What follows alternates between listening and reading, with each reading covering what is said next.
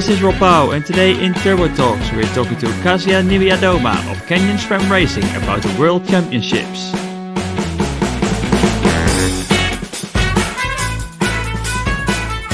Alright, welcome back to the Turbo Talks podcast. It is September and the cycling road season is slowly approaching its end, which can only mean one thing. The World Championships are coming up to decide who can proudly wear that prestigious rainbow jersey for the upcoming 12 months.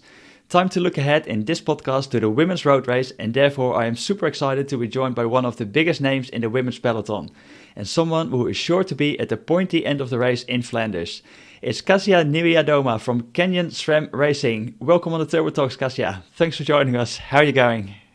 Hi, thank you so much for having me. I'm very good. How are you? Yeah, I'm great as well. Are you already looking forward to next week? Definitely. I'm definitely looking forward to that very prestigious, as you called it, race. The season has been so long so far, so I'm really happy to have this big race happening so soon, just to give it all and kind of relax afterwards as well. Yeah, because we're recording this on Saturday the 18th, so exactly 1 week before the big race. Yeah. Like you said, it's been a long season already with so many important races coming off an Olympics, etc. How's the season been for you so far? It's been good. I could say, yeah, good is a very classic word to use, right? I think that definitely I felt that I miss the top podium, top spot, top victory. I feel like somehow I've been always there, but not really the first one. So that's definitely a little bit frustrating in a way that I kind of feel unsatisfied. But at the same, I'm kind of happy that I managed to stay consistent throughout the entire season, and I didn't really have a bad days or bad races. So that's a good side to look at. Yeah, so it's always almost what we've becoming used of you, like being so super consistent, always up there. What's the secret behind that consistency? To be honest, it's hard to tell because I've got no idea. Maybe just enough rest, I would say. Enough rest between important races or between big blocks of trainings. Before I know that I definitely would only focus on training hard and racing as many days as it was only possible, where now I'm more aware of the fact that rest is also is equally important as a hard training. So I feel like together with my coach, we kind of found this perfect balance that allows me to always stay on a certain level with some spikes or some down moments when I actually don't have to race. So that worked out pretty well so far. Is that something that you discovered over the years? Or how did that process go when you found that out? I definitely discovered it two years ago before actually Amstel Gold Race, because the spring was super intense and I could feel myself always being up there, but not really in amazing shape that I would be able to drop everyone. And after Tour of Flanders, I was super exhausted, mentally and physically. And then my coach suggested me to take 4 or 5 days off, which I did. And then I just basically did 2-3 harder training rides. And a couple of days later, I won Amstel. I felt like I was flying, I was fresh. And I just felt that finally this is it. And that actually made me understand that sometimes most of the athletes, most of the cyclists, I think that they're just overtrained because you always want to do more. Everyone is so ambitious and everyone wants to improve badly, especially currently when all the little details matter. So sometimes it's really hard to tell to yourself that, okay, you gotta stop, you gotta rest, you gotta just chill out and not think about the bicycle. And actually maybe that's the golden tip that I could share with all of you guys. And then obviously, like you mentioned, you won that Amstel. Maybe the biggest victory to date for you? Or to be honest, it's really hard for me to name the biggest victory. I think that all of them, they were amazing, yet they are not I think for me, the biggest victory would be winning Worlds or winning Olympic Games or even getting medal at Olympic Games. That would be something very special because to different races that I won so far, I have a special feelings attached. So for example, I also love to the memory of racing and winning Binda, Trofeo Binda, because that was the first classic that I won with Canyon SRAM Racing team. So there are definitely different events, different races that has a special place in my heart. And one of them is, like you mentioned, the Olympic Games. And what I noticed, like you had a really sort of like heartfelt post after the Olympics on Instagram as well. And it maybe aligns a little bit with what you said earlier about that maybe the frustration, but it came down to every time you get close, but you don't really get it, you actually fall more in love with the sport of cycling. Yeah, it's so weird actually, because you get such mixed feelings after each race, after a race that you really care about, because it's like usually the disappointment breaks your heart in a way that you just feel heartbroken, you feel sad, upset, you feel kind of miserable, but at the same you have this drive and this passion that helps you to get out of this little hole, and that like gives you extra motivation and love towards the sport, because you feel like something that you really care about and something that you really love and want to achieve is like there but not really in your hands. So it's very interesting feeling. I feel like it's something that is so hard to comprehend, but you have to just acknowledge it and also accept it and be okay with that, and just, I guess, let the life take you wherever it's taking you, and be patient with the entire process. And is that something that you, because I think you're interested in sort of like the psychology side maybe of life, and then maybe cycling in particular then as well? Yeah, definitely. Especially lately, I've been really curious of like curious and also amazed with like what's happening in our brains and our minds. Like before important race and after important race, I started to be fascinated with like how my teammates are operating before the race, and like what's happening in their heads, and like how somehow could I help them. I feel like um I've noticed that also, like listening to others, especially to my teammates, because I really care about them, and like kind of helping them to deal with their little issues or problems, or just like the mind, like the little things that stop them from being who they really are, truly are, kind of like helps me also understand myself and my approach to cycling, and like kind of helps me understand that it's less complicated than we all think. And like sometimes, you talk about like feeling pressure and feeling stressed and nervous, but at the same time, do you really feel it, or do you just say it because people tell you that, and you kind of get into this little thing that you just repeat whatever you said before, or whatever it's kind of common thing to say. So I feel like I'm just like trying to understand everything, because I Yeah. feel like everything is so complex and so easy at the same time. So what is that thought process now at the moment, like a week before like a race like the World Championship? Is the race already going for your mind? How's your preparation now looking for you, like in your mind? Yeah, so definitely since couple weeks, I would say like it was the same with Olympic Games. You wake up and there's the thought that pops into your head, whether you want it or not, because you know that that's important. You wanna get the best result ever. So like you wake up thinking about this race, you like go out for your ride, and of course it's like always there, and you try to simulate the race, or like different scenarios, you visualize different scenarios in front of your eyes, and like I don't know, sometimes when I'm on the road on my own, like just kind of like lift my arms and like try to celebrate, just to like kind of believe in the thought. Because I feel like once you believe in it and once you embrace it, you actually can really go for it. Because sometimes I find it very difficult in the final of the race, when of course you're super tired, and there's like still like, let's say 1 hour to go, and everyone is so stressed and everyone wants to be in the front. It's like so easy to give up in that moment, because the tension is so high in the peloton. But like once you are able to kind of like stop thinking about it and just like focus on what you wanted to focus from the beginning, and like not allow the bad thoughts enter your mind, the game is completely different. But also, of course, it's different to do that if you don't practice it, you know. It's like it's always easier to like plan different scenarios or talk about the race when you're just sitting at the table and you're not on the bike and you're not racing. Yeah, it's sort of like a dream it, believe it, achieve it type of. Exactly. It's like simple mantra, but really makes a lot of sense. Yeah. Do you have an own mantra for yourself then? Um, Not really. I don't have like a one mantra that I wake up and I usually just like try to go around my day and then like just stay calm, I guess. Yeah.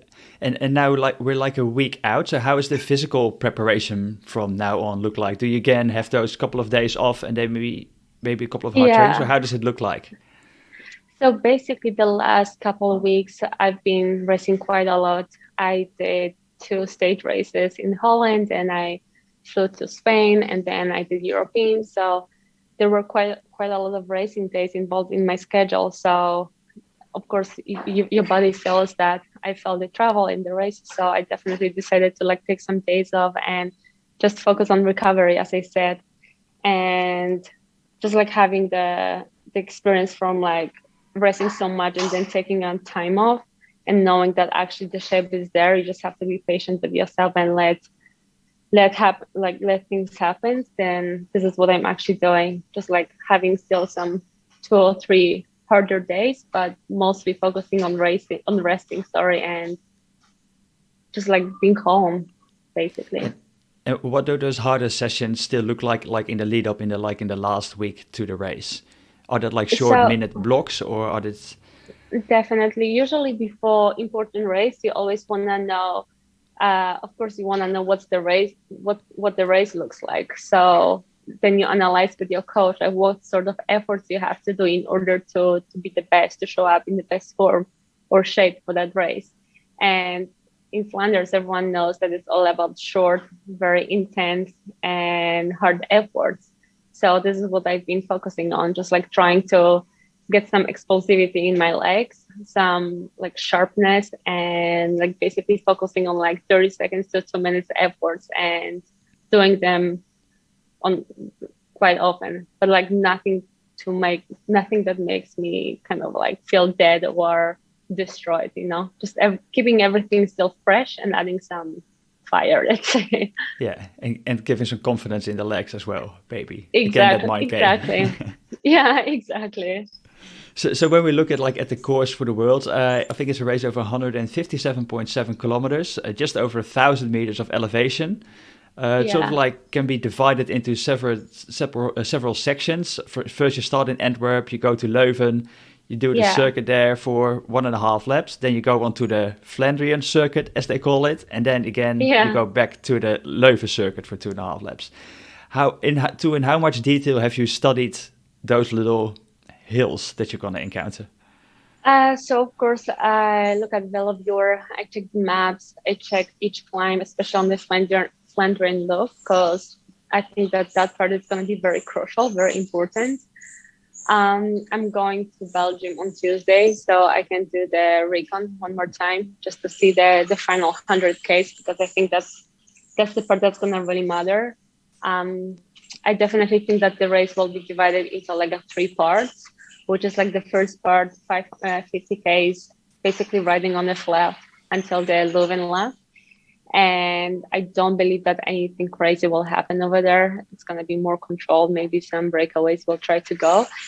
And then I would say like the middle final will start, because of course like everyone knows that it's so important to be in the front before all those like small climbs and all those corners, because if you're not there, it's like so easy to be done with your game, to be out of the game. And I think that's gonna be like the first like stressful moment where everyone is just like fighting for position. And once the peloton is like selected to a smaller group, we will go to the Flandrian loop, and that's gonna be, I guess, that's gonna be the final, because you've got so many opportunities to break away, and I don't believe that like Annemiek, for example, will wait for the finish line, especially with such a strong team that they have. Like each of them has to look for their own opportunities. So definitely, I'm not very good with the names of the clients, unfortunately, but there are just two very famous clients at the beginning of Flandern Loop. The one is like steep and short, the other one is the Cobalt climb. So I think like that's gonna be just the beginning of the final, like the place where you just have to be in the front if you want to be thinking about winning the race. Yes, like you already obviously mentioned, like those little hills, short and punchy. But like you said, it is Flanders, so people know it's going to be twisting and turning, and that positioning is so Yeah. important. Um, how do you feel yourself like maneuvering through a peloton? Um, I just know from the start, to be honest, I just know that I have to be in the front. I don't let myself be in the middle of the peloton or at the end, because I know that then I switch off. I just, even though it's like still 120 Ks to go, I just know that at least I need to be in the first 20, because then I feel like I'm concentrated, I'm focused, and I don't get distracted, or I don't start to like have a negative thought. Because of course it's like so easy to allow yourself to just complain in your head during the race because you feel uncomfortable. And I feel like for me, it's always the most important thing is just to feel that I'm in a game, that I'm not like, that I just need to feel that I can do whatever I want, and that others are like pushing me around. And because of others, I'm like at the end, at the back of peloton. So that kind of gives me a confidence. And with so many classics that I've done so far, it's like, even though the races are like 150 Ks to go, you really have to be in the front the whole time, especially in the Belgium with those twisty roads. It's like, you just have to do it, even though it's going to take 4 hours, but you have to commit. You just have to. Yeah, and if we're looking like at the tactics of the race, like you already said, like you play different scenarios through your mind. What is the most common one that you come back to for this race? Is it going to be a sprint? Is it going to be an attack? Or what? So maybe I should not give it away right now, but definitely like something before the finish line. I'm not the fastest sprinter. I'm not the fastest rider. Also depends like who you're gonna go with, but I definitely would you ride to like the line with Annemiek? Yeah, that's I don't know why I keep thinking about that. So, and then like of course like trying to over sprint her, but yeah, definitely the smaller group the better. Yeah. So because I can imagine you don't want to ride to the line with Marianne, maybe. oh but yeah, maybe you think like, oh, maybe I can take on Annemiek in a final sprint. yeah, exactly. All right, and then obviously we've got the Belgians with Lotte Kopecky, who's riding like her home race. Yeah. Maybe the fastest girl, maybe even in the peloton, or the fastest woman at that point in the race. I Mm-hmm. know you. But I know you hate this question. From when are you going to beat the Dutch? So I'm just going to ask you, how are you going to beat the Dutch?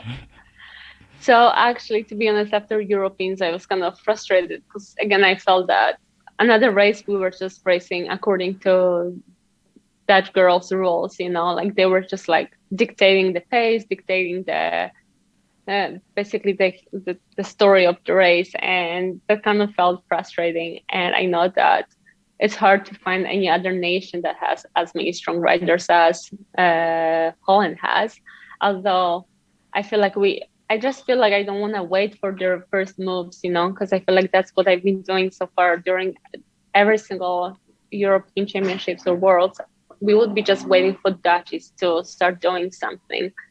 So I feel like it would be just like nice to take the race into your own hands, and like do what you want to do and not like kind of defend yourself all the time because Dutchies are attacking or Dutchies are having the numbers in the front, and you have to kind of wait or see what other nations are doing.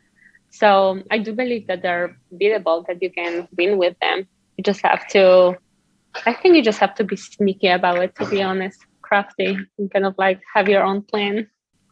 And then maybe an extra thing that always comes into play at the Worlds, you're not only riding there with your fellow country women, but also maybe a teammate here and there that can help you a little bit. Is that something that you've spoke about with your Canyon SRAM teammates? Or I think we are very respectful when it comes to our nations. Like all of us, of course, we like each other so much, but championships are so special to each of us that I don't bet. Of course, like if I would see one of my teammates winning a race, I would be like truly happy. I would be super stoked. Yet, I don't know. I wouldn't feel fair if I was working for somebody who doesn't represent my country, for example. And also, I don't know if I would feel okay if others would work for me because this is a different race, unfortunately. yeah, is it something like this race that you maybe can approach with for yourself maybe a little less pressure if you look at the course that it might not be ideally a course for you? Yeah. Does it make it Um, easier in somehow or? no, to be honest, it's weird because I definitely kind of like to feel some sort of pressure because then I know that I care about the race. I know that I really wanna do well. Um, Sometimes I like when people underestimate me because then I feel that I'm like extra motivated. But like deep inside, I know that like I have to kind of stay positive and like think that I can do it. Always I want to believe that I'm capable of doing it. If you doubt yourself or if you find excuses that, oh, that might go wrong, then Yeah. you're out of it. I feel like it's so important to just like have a faith and believe that anything can happen. And I think that race, I'm gonna just like, because of all those races that I've done so far, and also with Olympic Games, I've realized that all the races are the same at the end of the day. They're important the day before or week before, but then everyone forgets about it and everyone moves on, and then you have new season and new races, and it's like a kind of weird circle that you like, I don't know, think that everything is so important, but like, look, now we're in September and no one really talks about Olympic Games anymore. And we had been doing that for the last like 2 years, basically Yeah. nonstop. It's like people just are moving on so fast. So then I realized that it's it's only like stressful and important for us because we make it that way. But it also can be, we can always take it, okay, it's just another race in Belgium. I've done tons of them so far and I know what to do. I know that I just, as I said before, I just have to be in the front and then go with it. We'll go with it And then race from there. and race from there. Yeah. Yeah. So if we look at maybe like a world championship, if I say like Kasia, can you organize a world championships? Yeah. Where is it going to be? How long is the race going to be? What's it going to look like? I think I would like to bring it back to Valkenburg with the finish. I would definitely organize the race in the Valkenburg with the finish on the Cowberg because I feel like that's the climb where I actually can make a advantage over others, or it just suits my strength. And then So finish on the top so you don't have to drag and then someone I don't else with you towards the line after that. exactly exactly. So I don't have to like worry about the next 2 kilometers in the flats. Yeah, awesome. Okay, yeah, I'll be up for that. Another one in the Netherlands. Right? So, Exactly. so this World Championship is actually maybe a little bit of a special one in the regard that it's also the final race of one of your former teammates from Anna van der Yeah. Breggen. Um, is that something that's sort of like been talked about in the peloton or mentioned as well, or have you been in touch with her about that? Or Yeah, definitely we talk every now and then about like her final year, let's say. Definitely she feels or she looks content and happy. So I share the same feelings with her. I feel that she's such an amazing athlete that achieved so far, so much so far, and not only on the bicycle, but also just like as a person. I feel like for me, she will be the role model forever. Actually, I always strive to be like her, the athlete that is really down to earth. She's humble. She's super strong. She knows what she wants. She's never overly stressed. She's never panicking. She's just like, I don't know how she's doing it, to be honest. I wish I had that power to just like be okay with what life is giving me and feel like, grabbing what you really want to get. is that something that you picked up from her like over the years, or was it already maybe in 2013 when you came as a trainee at Rabo Liv and then? Definitely. I remember I met her, yeah, in 2013 before the season when we had this training camp, get to know training camp. And she's been always very friendly and very calm and just like she wanted always to help. And there was never a problem with her.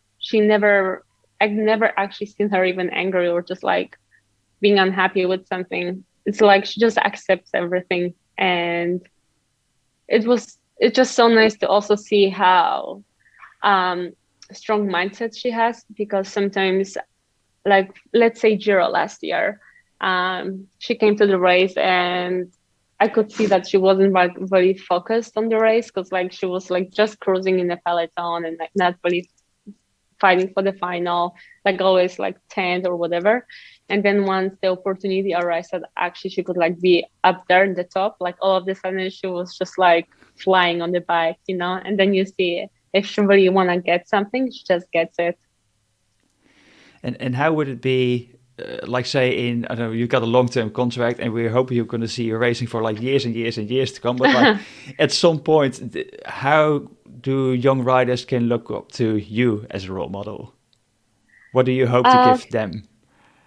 I really hope that they can just see that cycling is fun, you know. I really hope that that the young riders don't turn into persons that care about all those little details, that um, they have to do trainings exactly as their coach planned for them. I feel like I would like to know that, I would just like to see that young riders are not afraid to have fun on the bike and feel free and explore and like get out of because cycling is getting very professional with every passing year. Everything is becoming more strict, and sometimes I think that young girls coming to the sport, they think that they need to like look at their diet and like look at the power that they are pushing, and everything is like very strict.